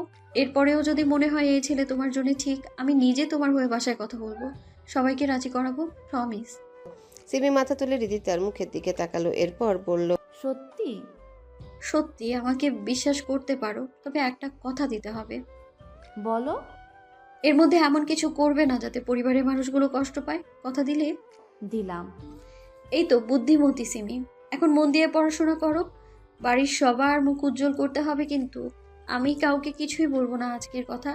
রেসপন্সিবিলিটি আমি নিলাম। এর মূল্য দিও সিমি। আমি কি বলবো বুঝতে পারছি না। শুধু বলবো আমার এমন কিছু করা ঠিক হয়নি। আমি কেবল নিজের কথা ভেবেছি, সবার কি অবস্থা হবে সেটা ভাবিনি। তোমার কাছে আমি কৃতজ্ঞ ভাবি। হৃদিতা ভয় পেয়েছিল সিমিকে ওভাবে দরজার কাছে ব্যাগ হাতে দাঁড়িয়ে থাকতে দেখে। এখন বুক থেকে একটা পাথর নেমে গেল। সে জানে সিমি বুঝতে পেরেছে, ওর চোখে মুখে ফুটে ওঠা অনুশোচনা বোধই তার প্রমাণ। শুধু কি এখনকার জন্য পাথর ভাস সরল? হৃদিতার বুকে পুরানো ভুলের একটা ছোট্ট বিষকাটা বহুকাল ধরে বিঁধেছিল। আজ যেন তার একটা দায় মুক্তি ঘটল। আরেকটা হৃদিতাকে এসে একই রকম ভুলের পথ থেকে সরিয়ে এনে আজ ওই বিষকাটাটা খুব একটা খচখচ করছে না, অদ্ভুত একটা স্বস্তি পাচ্ছে ভেতরে। হৃদিতা বেরিয়ে এলো সিমির ঘর থেকে, দেখলো মাহির দাঁড়িয়ে আছে বাইরে, হাতে পানির গ্লাস। সেই ইশারায় হৃদিতাকে ভেতরে আসতে বলল, ওকে বসিয়ে গ্লাসটা এগিয়ে দিল মাহির। হৃদিতা ভুলেই গিয়েছিল নিজের তৃষ্ণার কথা। পানিটা শেষ করে গ্লাসটা টেবিলে রেখে উঠে দাঁড়ালো। তুমি হয়তো সব শুনেছো তাই না মাহির? হ্যাঁ, ঘুম ভেঙে তোমাকে না দেখে বাইরে গিয়েছিলাম, দেখলাম সিমি রুমে লাইট জ্বলছে, তোমার গলা শোনা যাচ্ছিল বলে সেদিকে গেলাম। এরপর মনে হলো সেখানে আমার যাওয়াটা ঠিক হবে না। সিমিকে এখনই কিছু বলো না প্লিজ, ও সামলে নেবে। তুমি যেভাবে বুঝিয়েছ, এরপরে আমার আর কিছু বলার প্রয়োজন নেই। ধন্যবাদ রিদিতা। জানালার কাছে দাঁড়িয়ে পর্দা খানিকটা সরিয়ে বাইরে তাকিয়েছিল রিদিতা। সেভাবে বাইরে তাকিয়ে বলল, ধন্যবাদ কেন দিচ্ছ? ও তো আমারও বোন। মাহির কিছু বলল না। সে রিদিতাকে পর্যবেক্ষণ করছিল, ওর মনের অবস্থা বুঝতে চেষ্টা করছিল। রিদিতা সহসা বলল, আমি যদি ভুলটা না করতাম? মাহির রিদিতার কাছে এসে ওকে আলিঙ্গন করে ওর কাঁধে মুখ ডুবিয়ে বলল, তোমার পাশে তো একজন রিদিতা ছিল না যে তোমাকে বুঝিয়ে বলবে? সিমি লাকি যে তোমাকে ওর পাশে পেয়েছে। কিন্তু আমি এখনো নিজেকে পুরোপুরি ক্ষমা করতে পারিনি মাহির, তোমার সাথে যা করেছি। আমরা মানুষ রিদিতা, কেউ ভুলের ঊর্ধ্বে নয়। ভুলটা যারা অনুধাবন করে শুধরে নিতে জানে তারাই প্রকৃত মানুষ। আমি তোমাকে সম্মান করি রিদিতা। কেন জানো? তুমি ভুল বুঝতে পেরে নিজেকে ভেঙে চুরে গড়তে পেরেছ। সে অল্প বয়সী রিদিতা আর এখনকার পরিপূর্ণ নারী রিদিতা সম্পূর্ণ আলাদা মানুষ। তুমি এত ভালো কেন মাহির? তুমি আমাকে এত ভালোবাসো বলে আমাকে এত ভালো মনে হয় রিদিতা। আমিও দোষে গুণে একজন মানুষ। আমার জন্য তুমি কি জানো? কি? একজন ম্যাজিশিয়ান। মাহির হাসলো, সেই ভুবন ভুলানো হাসি। রিদিতা তাকিয়ে রইল সেই দিকে মন্ত্রমুগ্ধের মতো। আশ্চর্য, এখনো মুগ্ধতার এক বিন্দু কমেনি। মাহিরও রিদিতাকে দেখছে, সেই রিদিতা যাকে সে দেখেছিল অন্যভাবে। সে ওকে তখন চায়নি জীবনে। দৈবক্রমে দুজনের পথ একসাথে জুড়ে গিয়েছিল। আর আজকে রিদিতা যে অন্যরকম, যে আগলে রাখতে জানে, ভালোবাসতে জানে, কদিন পর যে মা হবে। মাহির বিশ্বাস করে দাম্পত্যে অনেক কিছুর পাশাপাশি সম্মানটাও দ্বিপাক্ষিক। ওদের মধ্যে সেটা আছে, গভীরভাবে আছে। জানালার পর্দা ফাঁক গলে অল্প একটু চাঁদের আলো এসে রিদিতার মুখের একপাশে পড়ছে। মাহিরের মনে হলো যেন এক ইন্দ্রাণী। তাহির আজ আবারও কথার সাথে দেখা করতে এসেছে। 2 বছর আগে যখন এসেছিল তখন ওর কাছে আসতে চায়নি, সাইমনকে শক্ত করে আঁকড়ে ধরেছিল। আজ আরো বড় হয়েছে, তার মেয়েটা দ্রুত বাড়ছে। এখন বয়স কত হলো, 11 না 12? আমি তোর বাবা, কাছে আয় একটু। এই যে চকলেট এনেছি, আইসক্রিম, তুই যা পছন্দ করিস। কথা একবার চোখ তুলে তাকালো তাহিরের চোখ বরাবর। সেই দৃষ্টিতে তাহির কুকড়ে গেল। এত অপরিসীম ঘৃণা ওর জন্য। এক টুকরো কাগজে কি যেন লিখলো, এরপর ওর দিকে বাড়িয়ে দিয়ে মৃদুলার হাত ধরে টেনে নিয়ে চলে গেল। তাহির মেয়ের যাওয়ার দিকে তাকিয়ে রইল যতক্ষণ দৃষ্টি সীমায় ছিল।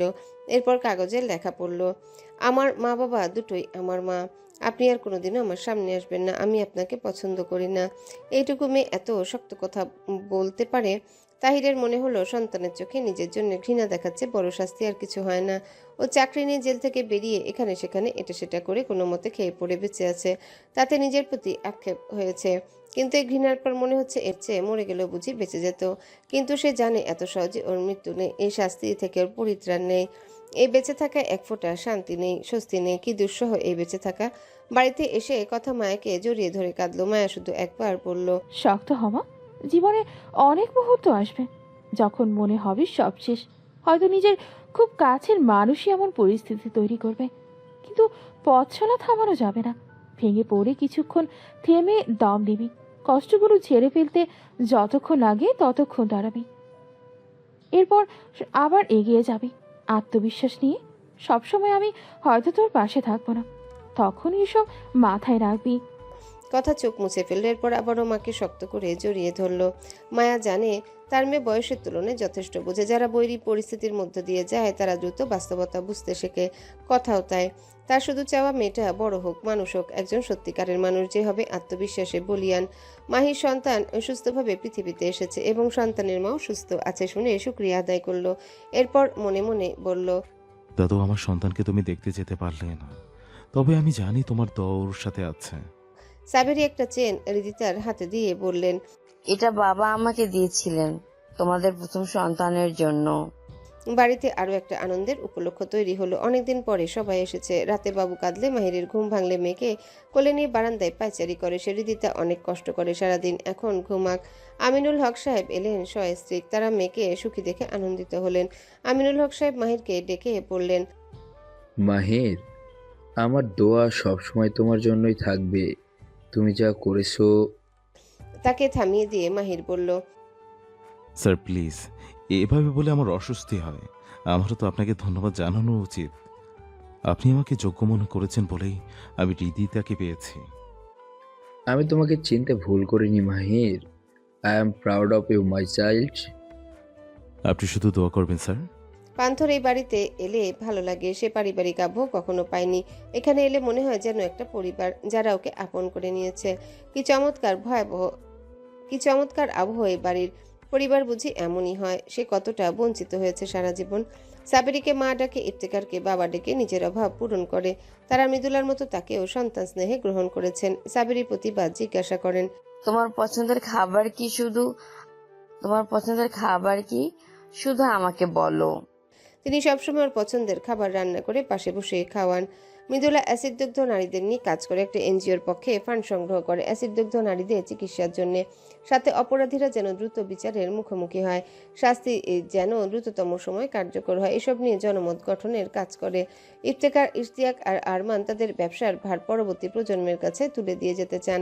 কিন্তু সবাই যেহেতু অন্যান্য জায়গায় প্রতিষ্ঠিত হচ্ছে, তখন সৌমিকে তারা তৈরি করছেন। একদিন তো তাদের অবসর নিতে হবে। উত্তরাধিকার সূত্রে পাওয়া ব্যবসার হাল ধরার জন্য কাউকে দরকার। হৃদিতাকেও বলা হয়েছিল, কিন্তু ওর রেস্টুরেন্ট আছে। তবুও তাদের অনুরোধ ফেলতে পারেননি। তবে পুরোপুরিভাবে না পারলেও সৌমির সাথে সহায়তা করবে সে। হৃদিতা আর মাহিরের সন্তানের 6 মাস হলে আরেকবার সবাই এলো। ওরা সবাই মিলে ঘুরতে বেরোলো। সাইমন সবার ছবি তুলছিল। হৃদিতার চুলগুলো বাতাসের তোড়ে এলোমেলো হয়ে গিয়েছিল। সেভাবে ক্যামেরার সামনে দাঁড়িয়েছে। মাহির ইশারায় দেখাচ্ছিল, কিন্তু হৃদিতা খেয়াল করেনি। এবার মাহির সাইমনকে থামিয়ে এগিয়ে গিয়ে হৃদিতার কাছাকাছি এসে এলোমেলো চুলগুলো নিজের হাতে ঠিক করে দিল। হৃদিতার মুখে সলজ্জ হাসি। এখানে সবাই আছে। সাইমন এই মুহূর্তে একটা ছবি তুলে ফেললো ওদের অজান্তে। মাহির সরে এসে সাইমনকে বলল, এবার তোলো। মৃদুলা আর সৌমি হই হই করে উঠল। আরে কি রোমান্টিক ব্যাপার স্যাপার। How cute. এমন বাক্যবান ভেসে আসতে মাহি সচকিত হলো। এবার কিঞ্চিত লজ্জা সেও পেয়ে এই বিচ্ছুগুলোর কাছ থেকে প্রায় পালিয়ে বাঁচল। হৃদিতা সটকে পড়তে পারল না। সৌমি আর মৃদুলাকে দুই পাশ থেকে ধরে রাখলো। কি পাজি লোক, ওকে ফাঁসিয়ে দিয়ে পালিয়ে গেল। এর শোধ সে পরে তুলবে। সৌমি সাইমনকে বলল, তুই এখনো রোমান্টিক হতে পারলি না। রোমান্টিক হওয়ার জন্য এখন কি করতে হবে? তোকে কোলে নিতে হবে? মৃদুলাকে পান্থ সরিয়ে নিচ্ছিল।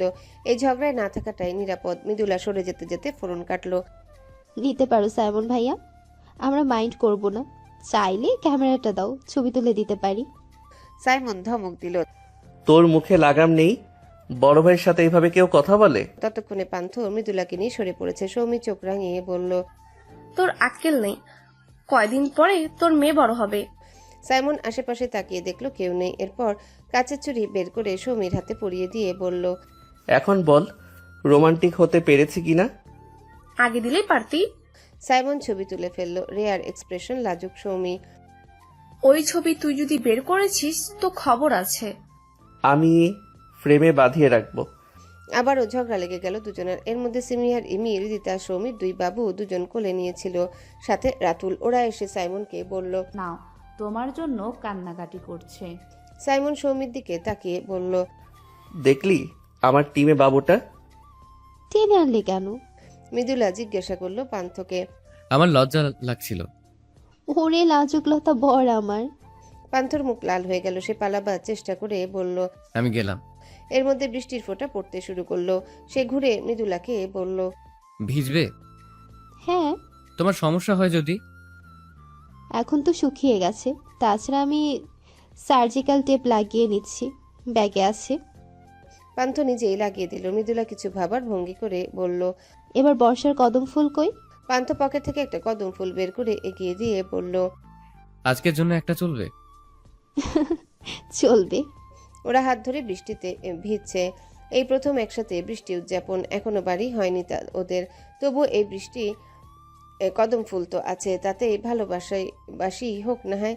বৃষ্টির ফোঁটায় ফোঁটায় যেন ভালোবাসা ঝরে পড়ছে। যে ভালোবাসা সকল অপূর্ণতাকে ধুয়ে মুছে দিয়ে পরিপূর্ণ করছে কেবল ভালোবাসায়। আমাকে ফাঁসিয়ে দিয়ে এখানে কি করা হচ্ছে শুনি?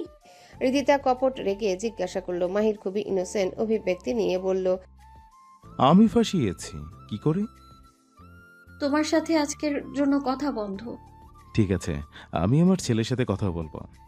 হৃদিতা এবার সত্যি সত্যি রেগে চলে যাচ্ছিল। মাহির পেছন থেকে ওর হাত টেনে ধরে বলল, বাবুর মা রেগে থাকলে বাবুও তার বাবার সাথে রেগে থাকবে তো? হৃদিতা হাসি চেপে বলল, তাহলে বাবুর মায়ের রাগ ভাঙাক বাবুর বাবা। কি করলে রাগ ভাঙবে বাবুর মায়ের? সেটা বাবুর বাবাই ভেবে বের করুক। মাহিরও এবার কাচের চুড়ি বের করলো। পরিয়ে না দিলে রাগ ভাঙবে না। মাহির হেসে চুড়িগুলো পরিয়ে দিল। লাল টুকটুকে কাচের চুড়ি হৃদিতার ভীষণ প্রিয়। এবার হৃদিতা হাসলো। বাবুর নাম ধরে ডাকো না কেন? বাবু বলতেই ভালো লাগে তো। মা আমাকে এখনো বাবু বলে। একসময় আমি ভাবতাম আমার আরেকটা নামই বুঝে পাবো, আর সাইমন ভাবতো ওর আরেকটা নাম খোকা। এর মধ্যে বৃষ্টির ফোঁটা পড়তে শুরু করলে হৃদিতা অস্থির হয়ে বলল, মাহির চলো চলো, বাবু ইমির কাছে, ওকে নিতে হবে, তোমারও ঠান্ডা লেগে যাবে। আমার তো তোমার সাথে ভিজতে ইচ্ছে করছে। তোমার ঠান্ডার সমস্যা আছে, ভিজতে হবে না, মনে মনে ভিজবো আমরা। ওরা দ্রুত পা চালাচ্ছিল। মাহি জিজ্ঞাসা করলো, তোমার কখনো আমার সাথে ভিজতে ইচ্ছে করেনি? করেছে, কিন্তু কিছু জিনিস মানিয়ে নিয়েছি আমি। তোমার কাছ থেকে এত কিছু পেয়েছি, এটা নিয়ে তাই কখনো আক্ষেপ হয়নি আমার। আমার এখন জোছনায় ভিজতেই বেশি ভালো লাগে। মাহির মুহূর্তের জন্য থমকে দাঁড়িয়েছিল, এরপর আবারও পাশাপাশি চলতে শুরু করলো। এই যে ভালোবাসার মানুষের জন্য হয়তো খুবই ছোট্ট একটা স্যাক্রিফাইস, তবুও হৃদয়ে কেন যেন বড় আন্দোলন তুলল। আজ সাইমনের জন্মদিন। মাঝের জন্মদিনগুলোতে এই দিনের প্রতি অবসেস সাইমনও তা মনে রাখেনি, কারণ পরিস্থিতি অনুকূলে ছিল না। আজ সাইমনকে না জানি সবাই মিলে ঠিক করলো এবারও জন্মদিন পালন করবে। রাতুল বেচারা এখনো আক্ষেপে আছে, কারণ ওর একটা গার্লফ্রেন্ড নেই। কি নিরামিষ জীবন। সিমি এখন বুঝতে পারে নিজে কি ভয়ঙ্কর ভুল করতে যাচ্ছিল। মা যখন আদর করে এখনো খাইয়ে দেন, একটা অপরাধবোধ কাজ করে ভেতরে। হৃদিতার প্রতি কৃতজ্ঞতা অনুভব করে, কাউকে জানতে দেয়নি কথাটা, ওকে ফিরিয়েছে ভুলের পথ থেকে। ইমি ব্যস্ত পড়াশোনা নিয়ে, চশমার পাওয়ার বাড়ছে। সবাই একসাথে বসার ঘরে বসেছে। সাইমনকে ডাকা হলো, সে এলে সবাই চিৎকার করে উঠলো, হ্যাপি বার্থডে। এর মধ্যে সাইমনের মেয়ে গুটি গুটি পায়ে হাঁটতে শিখেছে, আধো আধো বুলি ফুটেছে। সে একটা খালি সয়াবিন তেলের বোতল হাতে মাহিরের কোলে। মাহির সাইমনের পাশে এসে দাঁড়ালে বোতলটা ওর দিকে এগিয়ে দিয়ে বলল, তেল। এরপর দরজার দিকে দেখালো। সাইমন সবাই উইশ করে খুশি হয়েছিল, এখন কটমটিয়ে তাকিয়ে বলল, এটা কার ষড়যন্ত্র? এই যে মামুনি, কে দিয়েছে এটা? সে মাহিরের দিকে একবার, আরেকবার সৌমির দিকে তাকালো। ঘরের শত্রু বিভীষণ। সাইমনের রাগ প্রকাশের জন্য কেউ বসে নেই, বড়রা সবাই রান্নাঘরে ব্যস্ত। এখানে সবাই গান ধরল। এই মুখরিত জীবনের চলার বাঁকে অজানা হাজার কত কাজের ভিড়ে ছোট্টবেলার শত রং করা মুখ সুর তোলে আজও এই মনকে ঘিরে। এভাবেই সুখে দুঃখে একসাথে এক সুরে বইতে লাগলো আনন্দবাড়ির বাসিন্দাদের জীবন, যারা একজনের দুঃখে যেমন সবাই মিলে কাঁদতে জানে, একজনের আনন্দেও তেমনি সবাই মিলে একসাথে হাসতে জানে। হয়তো এই মানুষগুলো কালের পরিক্রমায় একদিন হারিয়ে যাবে, পৃথিবীর বুকে অস্তিত্বহীন হয়ে যাবে, কিন্তু যতদিন এই আনন্দবাড়ি দণ্ডমান থাকবে ততদিন এই বাড়ির প্রতিটা কোণ, ইট পাথরের দেয়াল, ধূলিকণা মাটি, গাছপালা সাক্ষী হয়ে থাকবে তাদের মুখরিত জীবনের, তাদের নিঃশ্বাসের, তাদের আনন্দের, তাদের বিষাদের। হয়তো এখানে প্রজন্মের পর প্রজন্ম আসবে, একসময় হয়তো আনন্দবাড়ি ভেঙে বিশাল দালান উঠবে, তবুও যতদিন তা না হবে ততদিন পর্যন্ত এই যে এখানে কিছু অসাধারণ মানুষ বাস করত, যারা প্রাণ খুলে ভালোবাসতে জানতো, তাদের সুখ দুঃখের স্মৃতিচিহ্ন বহন করে মাথা উঁচু করে দাঁড়িয়ে থাকবে এই দোতলা বনেদি ধাঁচের এই আনন্দবাড়ি।